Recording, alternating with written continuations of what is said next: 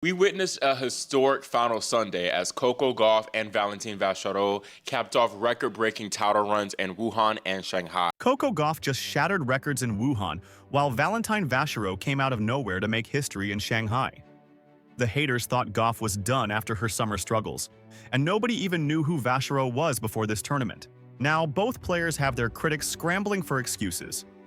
These wins changed everything, and the tennis world is still trying to process what just happened. Which win shocked you more, Gauff's dominance in Wuhan or Vashirot's historic Shanghai run? Drop your thoughts in the comments. First, I'd like to congratulate Jess on an incredible tournament. You were playing a lot of three-setters, you were a three-set queen, so I was determined not to let you get there today because I felt like the odds would be in your favor on the third set. But no, when I came on tour, you were one of the first people to be nice to me and welcome me with open arms, and that really goes a long way and still goes a long way, so I appreciate you.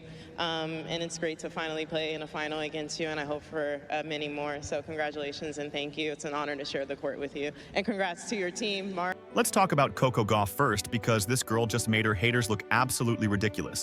She won her third career WTA 1000 title and became the first woman ever to win Wuhan without dropping a single set in the tournament's entire history. Not one set. Let that sink in. She's also the first American woman to win this title since Venus Williams did it back in 2015, which was a whole decade ago. But here's the stat that really makes the haters squirm. Gauff is now the first and only woman to win her first 9 WTA hardcourt finals. 9 out of 9 on hard courts.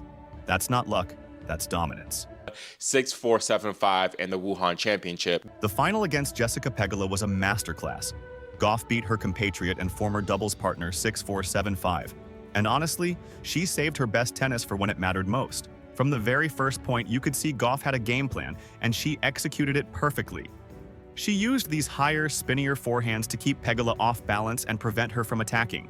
Then, whenever Pegula gave her a shorter ball, Gauff would inject pace with either her forehand or backhand and take control of the point. It was smart, calculated tennis. Pegula had a much harder time penetrating through the court compared to when she played Sabalenka in the semifinals. Why? Because Gauff's variety and different spins made it nearly impossible for Pegula to find any rhythm. And unlike Sabalenka, Gauff is faster, so all those drop shots and net approaches that worked against Arena just didn't work here. Gauff was tracking everything down like she had a GPS on the ball. Gauff is the first woman to win Wuhan without dropping a set in the tournament's history, and she's also the first American woman to win this title since Venus Williams did it a decade earlier in 2015. The match itself was a roller coaster. Gauff jumped out to a 14-30 lead, but then her forehand started breaking down a bit. Pegula improved her serve quality and got it back to 4-all. She actually had a decent chance to serve for the opening set, but she netted this sitter backhand approach, shot at deuce, and let Gauff off the hook. Gauff being Gauff, she wore Pegula down in the next game, extended the rallies, made things physical, and broke to clinch the first set. Smart move considering Pegula had played 8 straight 3-setters heading into this final. The girl was running on fumes. The second set was where things got interesting. Pegula jumped out to a 3-love double break lead, partly because Gauff hit 5 double faults in her first 2 service games. 5. You'd think that would break her mentally, but nope. Gauff clawed her way back to 3-all. Pegula broke again and actually served for the second set at 5-4, but Gauff elevated her game right when she needed to and broke at love. Around this time, Pegula just hit a wall, which is completely understandable given all the tennis she'd played. Credit to Pegula though. Her Asian swing was outstanding despite all those 3-set battles. Beating Sabalenka in the semis alone was epic. She made up for all the points she lost during the North American hardcourt summer swing. So respect to her. Perhaps most impressively is that Gauff is the only woman, the first and only woman, to win her first 9 WTA hardcourt finals. So exceptional. Coco had an excellent tournament in Wuhan from start to finish, but I think she saved her best tennis for this final, and it was truly a masterful performance. Now back to Coco. We really saw her evolution as a player in Beijing and Wuhan. The biggest takeaway is that she started playing more like she does on clay, which is where she had her most success this year. In Beijing, she started incorporating more drop shots into her game, but in Wuhan, she took it up another level. She was coming forward more, using heavier spinning forehands to change tempo, especially in the semifinals and final. That loss to Anisimova in Beijing actually helped her. After that match, she went back to playing with more variety like she did in 2023. relying on her athleticism and court coverage instead of just trying to blast winners from the baseline. Her court coverage is honestly unparalleled on tour right now. She'd been relying too much on her bigger hitting style from the ground on hard courts, and had kind of abandoned the variety that made her so dangerous. On clay, Gauff naturally mixes things up more, because that style works better on the slower, higher bouncing surface. But bringing that mentality to hard courts, that's what made the difference in Wuhan. Her return game improved massively too. She wasn't going for too much and wasn't gifting opponents easy return misses. Instead, she hit high percentage yet still high-quality returns that kept opponents from attacking while setting herself up to gain the upper hand in rallies.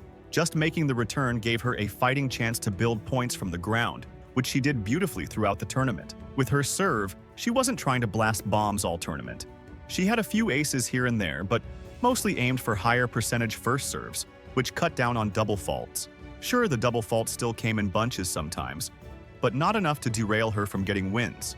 Those double faults were killing her during the summer hardcourt swing and on grass. She wasn't getting enough return from trying to blast big first serves because the double faults would cancel out any free points she won. She might use this same strategy in Riyadh for the WTA finals. It could be good enough to defend her title, although if an opponent has an insane return day and just red lines like Anisimova did in Beijing, that could spell trouble. Eventually, Gauff might be forced to go for more on her first serve. If Gauff develops that first serve into a real weapon where she consistently wins free points and sets herself up to finish points easily, she'll be dangerous come 2026. What's interesting is that her 2025 season is very similar to last year. Solid clay swing, then peaking during the Asian swing. Gauff now has the best record among top women in China at 22-3, which is exceptional. Her physical fitness helps her so much during this part of the season because most players are exhausted. But Gauff is probably the best athlete on the women's tour right now. She's going to outlast opponents just based on fitness alone. There's also a mental component. In her championship acceptance speech, she mentioned that one of her coaches, J.C. Ferrero, actually wanted her to skip the entire Asian swing after the US Open. That was probably due to the pressure of the serve weighing on her throughout the US Open, and maybe they wanted to do a mental and technical reset. But surprise, surprise, she plays better when expectations are lower. She even said she wanted to prove her coach wrong. She wasn't feeling pressure coming into this tournament. Gauff has also said previously that she views the Asian swing as more of a training block for the Australian Open, so she doesn't put as much stock into it. The question now is whether Gauff can still use this winning strategy of more variety, falling back on athleticism, but still finishing points when needed once the pressure ramps up again at the Australian Open. I'm excited to see how she does at the WTA finals, and if she can defend her title. 2 spots are still up for grabs with Mira Andreeva, Jasmine Paolini, and Paula Badosa still in the hunt. Ekaterina Alexandrova has an outside shot if she somehow wins both Ningbo and Tokyo. Now let's talk about the absolute insanity that happened at the Shanghai Masters. Valentin Vacherot won the cousin clash against Oscar Ott, defeating him 6-4, 6-3, 6-3. The 204th ranked man from Monaco just made history as the lowest ranked ATP 1000 champion ever. He started the tournament outside the top 200. Come Monday, he'll be number 40 in the world. Absolutely exceptional. The final was pretty good quality. The first 2 sets were decent. Ott clearly outplayed his younger cousin in the opener, hitting 7 more winners with 2 fewer unforced errors. He was dominant on serve in the opening set. In the second set, Valentin upped his service level big time, winning 76% of first serve points and 78% of second serve points, which was shocking. The deciding set was definitely the most entertaining, even though it was 6-3. Credit to Ott for fighting and making it competitive, because this honestly could have been a 6-love win for Vashiro. Ott saved triple breakpoints serving down love 2 and saved 4 total breakpoints in the 1-3 service game. Ultimately, though, Ott hit a physical wall while his younger cousin had more left in the tank and was just the better player. That touching moment in the trophy ceremony where Ott said 2 cousins are stronger than one, and then they both got emotional. Beautiful. The fact that they both had their best career tournaments and faced each other in the final is phenomenal and unbelievable. Credit to Ott for a great week too. He beat 4 top 20 players in a row and rises to a career high of 28 in the world.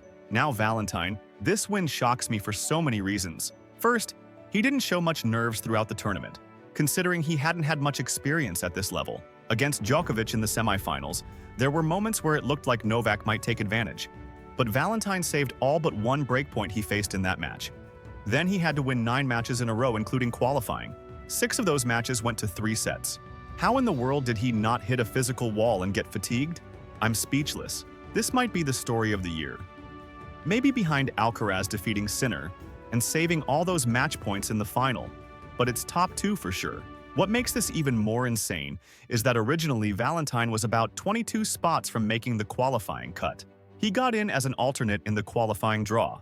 According to French journalist Quentin Moynet, Valentin messaged a friend about 6 weeks before Shanghai, saying he was going to take his chance in Shanghai qualies because a sick run can come any second. That text thread is iconic because it shows Valentin had a premonition this run would happen. He probably thought maybe he'd make the round of 16 or quarterfinals, but still, it feels like this was literally written in the stars. It was destiny. This run honestly deserves even more shine than it's getting.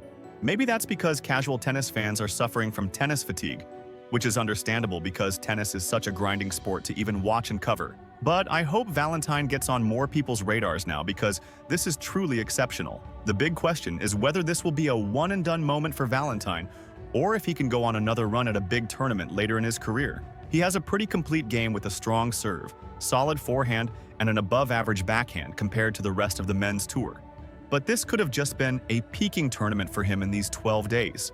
He'd just lost to the world number 311 in his previous tournament and had only 2 top 50 wins before Shanghai. This could maybe be a Karatsev-type situation where he has a couple strong showings in the next 12 months to crack the top 30 or maybe top 25. I'd be surprised if he made another 1,000 final, to be honest. But with how the men's tour is right now, why not? Alcaraz and Sinner clearly run things. The humid conditions were tough in Shanghai, but this tournament showed that Djokovic might not have it anymore at the high-level 1,000 tournaments. Even in best of 3, that could be too much for him. I wonder if this event has any impact on his retirement plans because, on paper, you'd have thought he was a shoo-in to lift the trophy, but he didn't even make the final. Some people are saying the ATP is looking more like the WTA, with surprise runs on the men's side, but you can't even say that anymore. The women are very consistent at the top. There are hardly any sneaky wins at big titles on the women's tour nowadays. Maybe the WTA of 5 years ago had more surprise champions, but now that narrative is tired. The ATP is its own thing now.